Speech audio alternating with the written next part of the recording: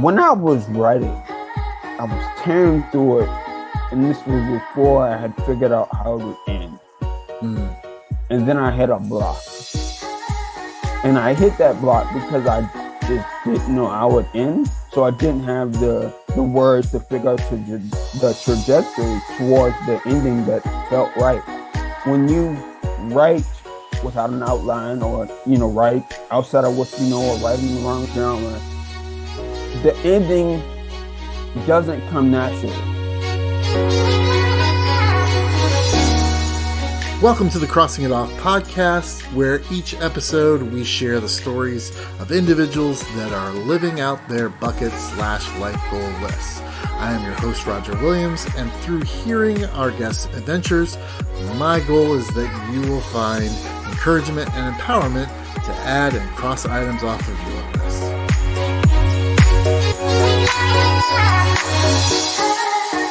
All right, so we'll get right into it. My guest today is Kawan Glover. Kawan is an author, a screenwriter. He's a victory coach and a public speaker. Kawan, thank you so much for being here today. Thank you, Roger, for having me. It's a pleasure and honor to be before you and your audience. Thank you so much. I'm glad you're here for lots of reasons. What was the item you crossed off your list? So I had come to a point where I didn't know what I was doing, and I was still trying to figure it out.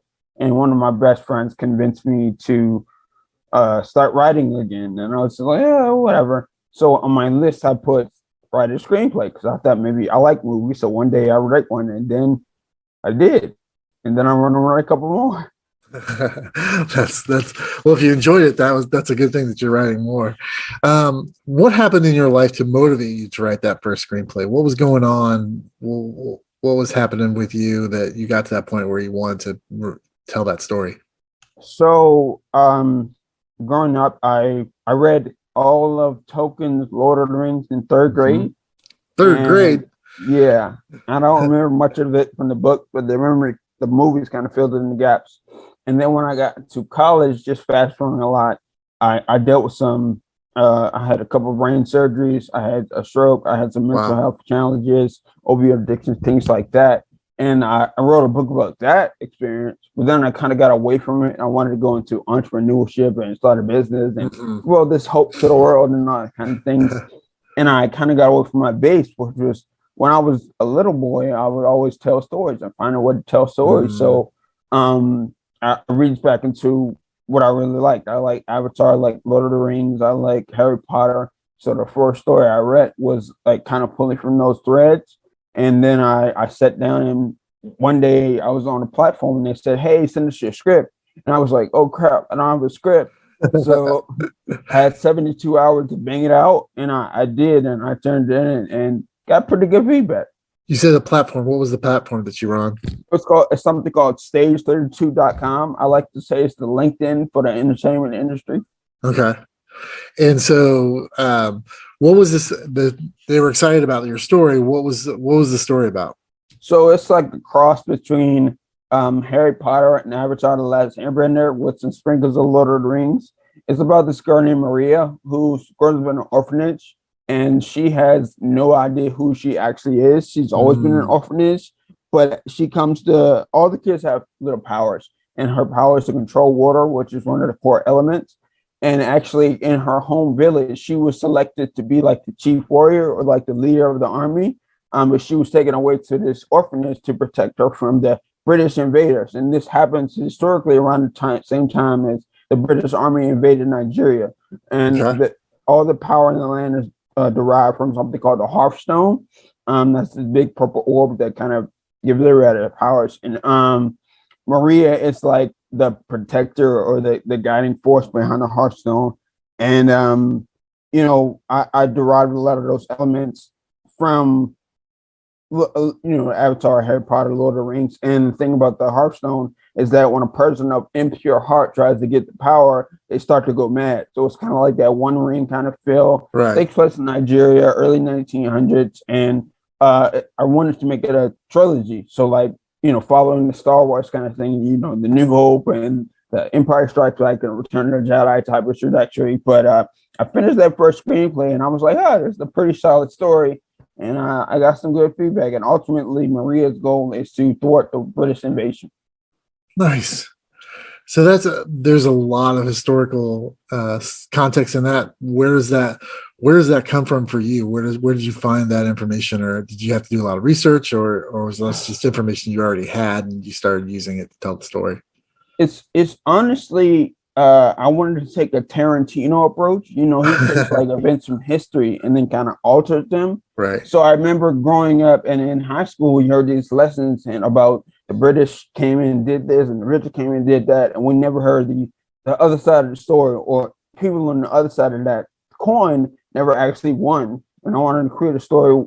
Basically, what if those people fought back and actually were able to have some advantage where they can change the trajectory of history? So it's an alternate history kind of thing, but the historical references, 1914 invasion and stuff like that. Mhm. Of course, I researched, I had to figure out, but a lot of the cultural stuff, like the Nigerian culture, specifically a tribe called Igbo, that I know a lot of Igbo friends, a lot of Nigerian friends, so I gathered that. And then the magical elements, the stuff like that came from Harry Potter and Avatar, like they've written.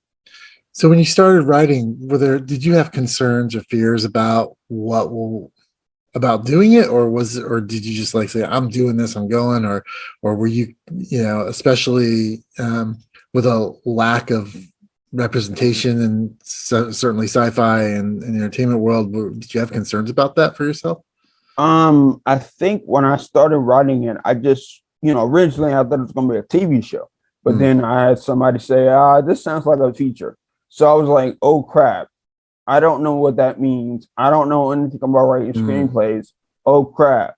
Because I've written a book, and when you're writing a book, you can tell how the character thinks, what they feel, all that right. can be on the page. When you're writing a screenplay, it's like I heard someone say it's bastardized writing. It's a visual medium, so you're writing for it to be seen. So when you see a movie, you see somebody's minor facial expressions or the way their eyes move or the way they sit.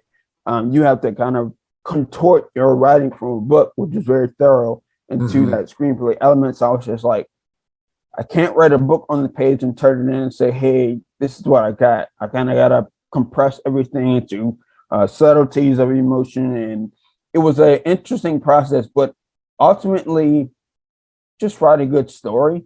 And I think Hmm. when you have a good story, it'll flow on the page. And I ended up getting to, I guess, 104 pages of the story. And I turned it in and I got some good feedback. And of course, now I look back on it and I'm like, oh, got to change this. Could I add a different language? And, but initially I was just like, I'm going to do this. I don't have time to be worried about, because I had 72 hours to turn it in. So Wow. didn't have the time to be like, oh crap, well, let me research all this. And then, of course I read some scripts as well, just to get reference points. How long did it take you to write your first book? And My first book started in July of 2018. I didn't release it till, I want to say, September of 2020. So a just couple for of frame of years. reference. Yeah. But it's amazing that I compressed all that into a screenplay in 73 days, essentially. So big difference, big change up. No doubt. What does your family and your friends think about you taking this on? Like, are they supportive, or do they question it a lot? What's been their response? And I think when I wrote the book, they were proud of me for getting that done, being the first mm, person in my family that was an author. When I started writing screenplays, I kind of keep it close to my chest. They know kind of what I'm doing, but uh-huh. like, oh, they just say he's pursuing a career in writing. They're not, again, with screenplays, unless you're a writer, until you see the movie on the screen, it doesn't really mean anything. Right. So I can tell them all about my ideas, but they're like, yeah, that's great. Can't wait to see the movie. So they were supportive and like, do what you need to do. This is what you're meant for. But I don't think they really understand until they see on the screen. And eventually all the screenplays I write will be on the screen at some point. How are you going about accomplishing that goal? Right. So like a lot of times on a bucket list or a life goal list, I say it needs to be actionable. You have to be able to accomplish it. So now that you've written it, well, that next step of getting it produced, what things are you doing now to take it to that next level of getting it produced? So with that particular script, Presence of Juju is what's called. It was actually co-written. Hmm. Somebody gave me the story, or skeleton of the story, and I wrote it with my best friend Anthony Robinson. And that actually isn't a script that I got an agent for. I got a script. I wrote a script maybe a year ago about the book, about my life, essentially focusing on third surgery. And I pitched that, my life story and what I'm doing, to an agent. And she said, I hear stories about this all the time, nothing special about, this story, but it's the way you speak and things you're doing now. And that's why she signed me. So actually this year, my primary focus is on working on selling that script to a streamer, but I will come back to President Junior because I feel like that's a story that can be sold and told. And just, I'm very patient. So building relationships all throughout the year, taking my time, getting to the right people. I think, within 5 to 10 years, that'll be on the screen. So I'm not harping on it now, but it's still there to be sold and told. And so we talked a little about the difference between writing a book and writing a screenplay. What was the difference in writing this fantasy screenplay and then writing your own personal story? What were besides the time frames? It sounds like maybe you had a little more time to work on your own story, but besides that, what are some of the differences between being able to tell those two stories? Well, Roger, to be honest, writing my own screenplay was easy because I lived it. I can actually see the events that I'm writing down. I mean, of course, you add a little dramaticism to it. But I remember vividly a lot of these details. When you're writing a fantasy, you're making up stuff out of thin air. So like, does this work? Does this actually make sense?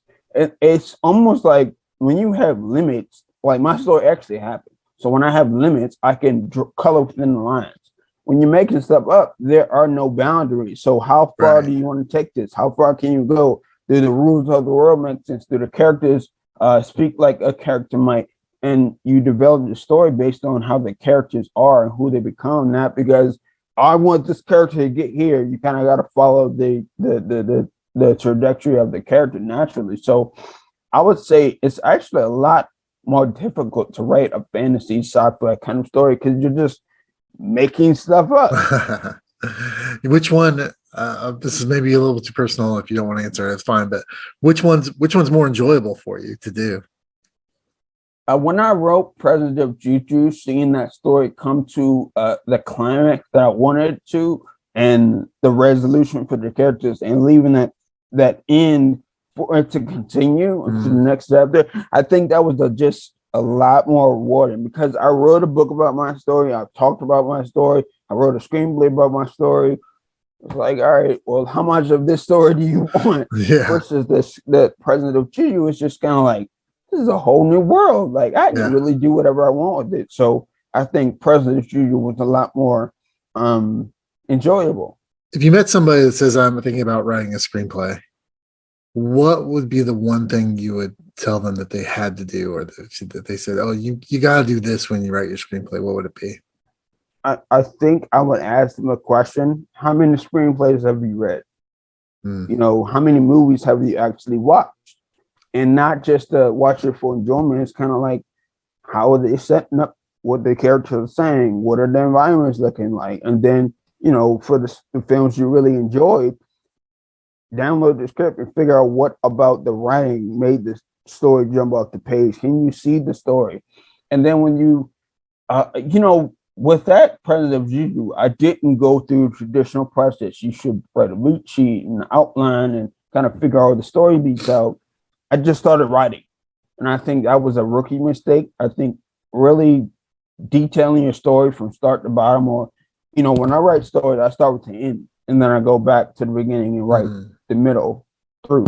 But figure out your process. There should be some type of story structure. There should be some type of characters that you can kind of figure out who they are and how they live. But start by reading some screenplays, figuring out the movies you like, figuring out what genre you want to write in. Because like, if you're big into rom-coms and you start trying to write a horror script, that's not going to work because you're going to be writing romantic elements into a horror that just doesn't fit the genre.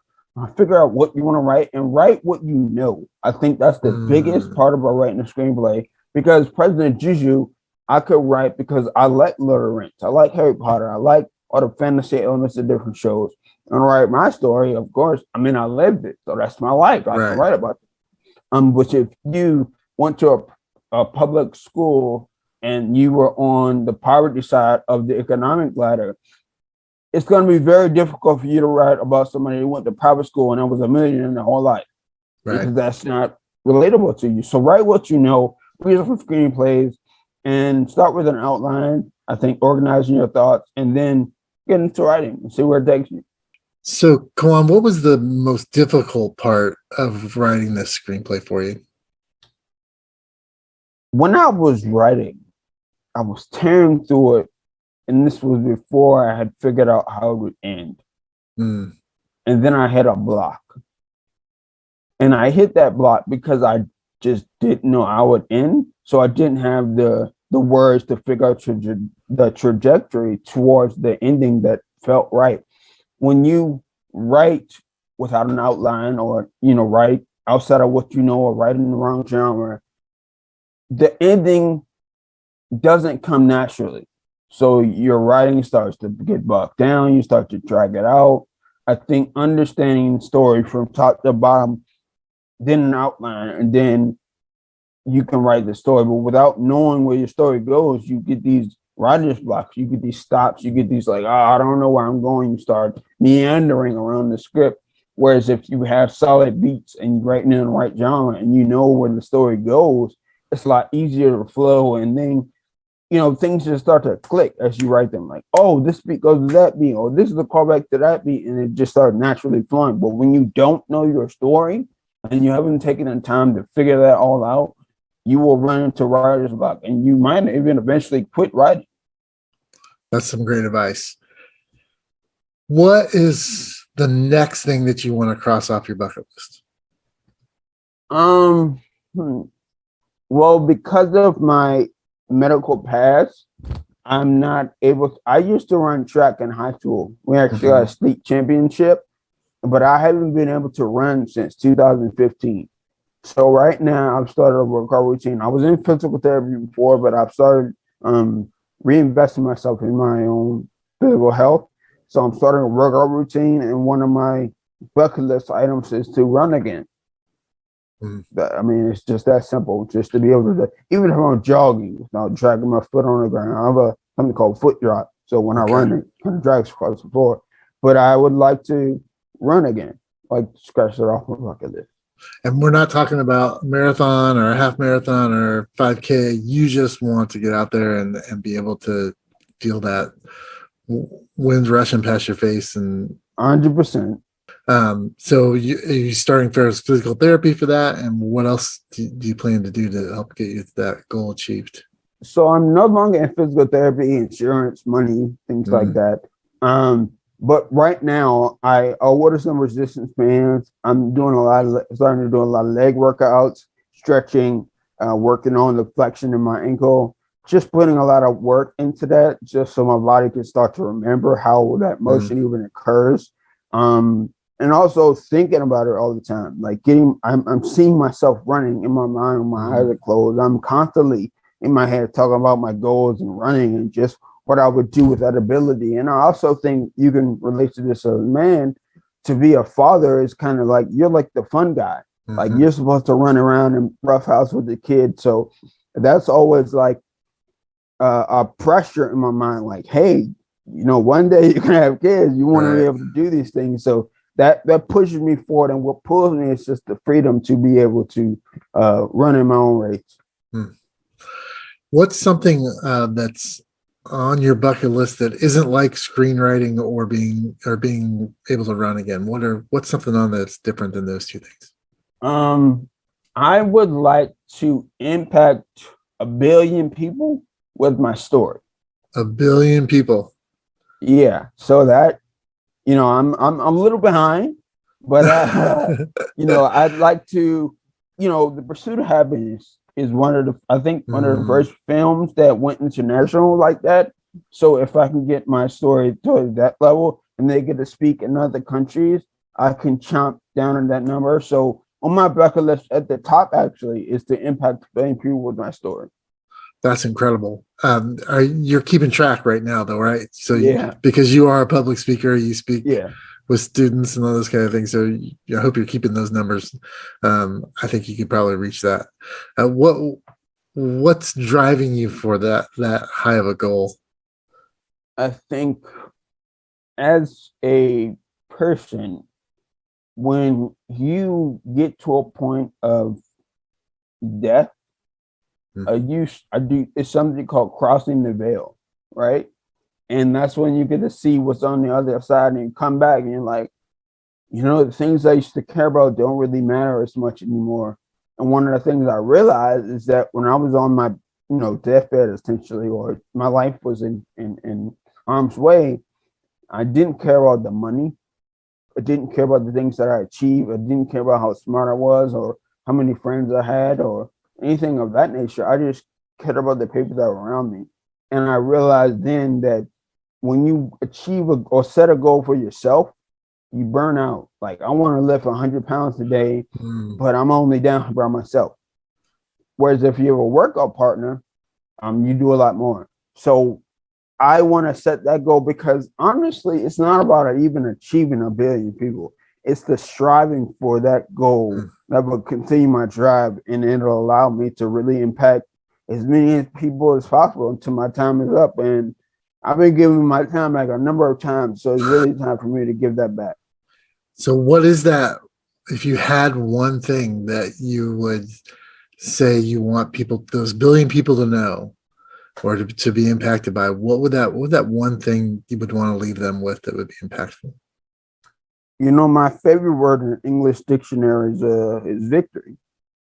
And my life journey, I like Roger, I didn't come from poverty. I had a 2-parent household. My parents both make over 6 figures. I went to a high school. I played on the football team. I ran track. I was a 4-pointer student. All these things are great for me. And then I had a stroke. And then everything changed. So I would say to those people that victory doesn't come without a battle. And the darkest night often comes for the brightest morning. And as long as you keep pushing forward for that ultimate goal for someone else, for what your why is, the sun will rise in the morning. So, just keep fighting. Winston Churchill, this is my favorite quote of all time. When you're going through hell, just keep going. So I've been through hell, and I'm pretty sure I'll find it again. But I just keep going because you're born for a reason, and everybody needs what you have to give. Those are some very wise words, and I do hope that 1 billion people get to hear them. Kawan, thank you so much for being on the show. I hope you've been an inspiration to others who are thinking about writing a screenplay, and I wish you the best of luck with their writing, and I hope you do get to see that on the big screen. That'd be amazing. Thank you so much, Roger. How can people find out more information about you and the things that you're involved with? If you want to get me for a speaking, radio, coaching program, you can go to my website, www.kawanglover.com, KAWANGLOVER.com. If you want to get in touch with me, you can email me at info@kawanglover.com. And I'm on pretty much every social media, so whether it's TikTok, Facebook, Instagram, Twitter, just at Kawan Glover, all the same. We will. I'll make sure that we put all those in the show notes so that folks can easily access information to get to you. That's all I got. Awesome, Kawan. Thanks again, and best of luck to you. Thank you so much.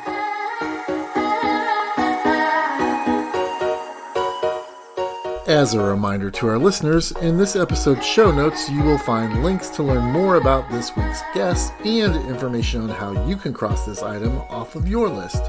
You can follow my adventures of crossing items off my bucket list on Instagram and Facebook, and as always, new episodes of this podcast are available to stream every Friday morning. We will meet you here next week, and until then, keep living out your